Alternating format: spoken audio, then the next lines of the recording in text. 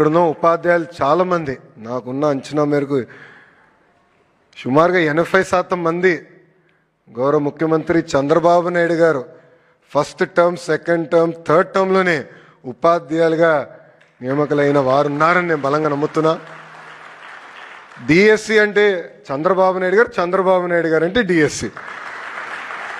13 డిఎస్సీలు 1,80,000 మంది ఉపాధ్యాయుల్ని గౌరవ ముఖ్యమంత్రి గారు నియమించారు. సో మెగా డిఎస్సి గౌరవ ముఖ్యమంత్రి గారు పెట్టిన తొలి సంతకం.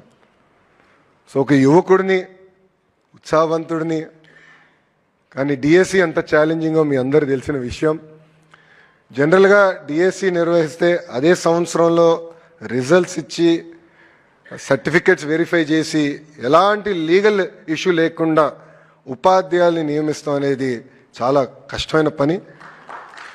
అలాంటిది గౌరవ ముఖ్యమంత్రి గారి డైరెక్షన్లో నిజంగానే మన కూనా సార్ని, విజయరామరాజు సార్ని నేను అభినందిస్తున్నా.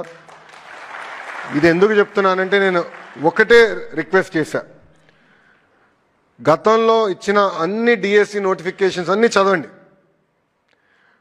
కోర్టుకు వెళ్ళిన కారణాలు కూడా చదవండి, లూప్ హోల్స్ ఎక్కడెక్కడ ఉంటే అది ఫిక్స్ చేయండి, ఈ డిఎస్సి ఆగేదానికి లేదని చెప్పాను. సార్ ఇప్పటికీ దాదాపు 70 కేసులు పడినాయి సార్, కానీ డిఎస్సి ప్రక్రియ ఎక్కడ పాజ్ పడలేదు. సెప్టెంబర్ మాసంలో ఈ 16,347 మంది ఉపాధ్యాయులు టీచింగ్కి వస్తారని ఈ సభాముఖం తెలుపుకుంటున్నా.